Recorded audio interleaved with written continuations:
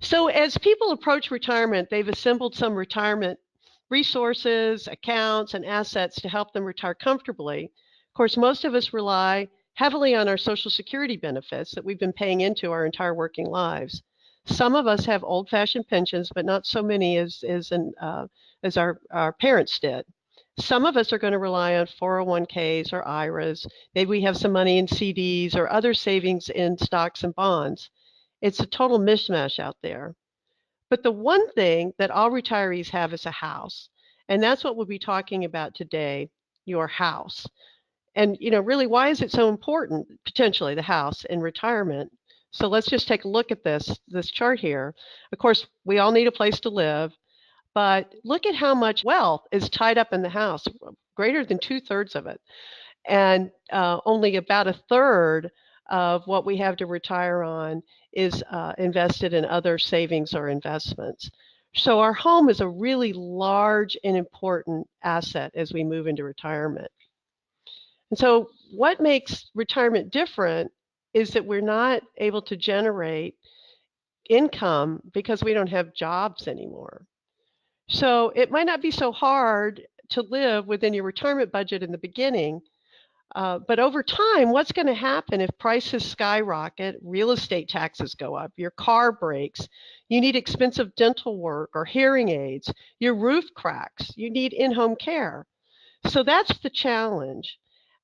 We need to plan to meet unpredictable, unexpected expenses when we only have limited cash or cash flow coming in the door. So taking all of this into consideration, are there ways to raise cash from this enormous asset, our houses?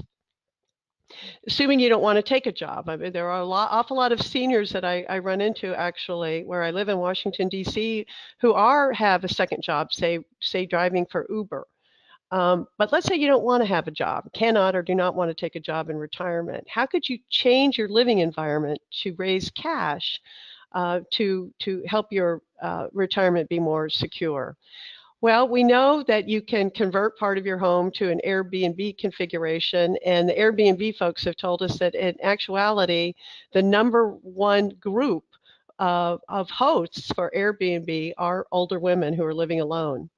It might be possible to gather up some friends and live in a Golden Girls configuration where you share a home and everybody gets a second bedroom.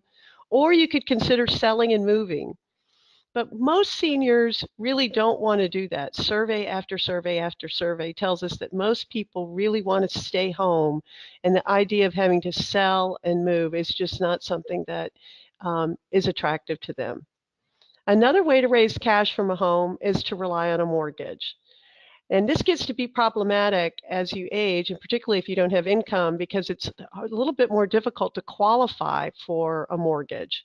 So assuming you can, you possibly could refinance your home and take money out as a cash out, or perhaps you could refinance to get a lower interest rate if you have a mortgage, so that you have lower payments, so that you have more cash flow.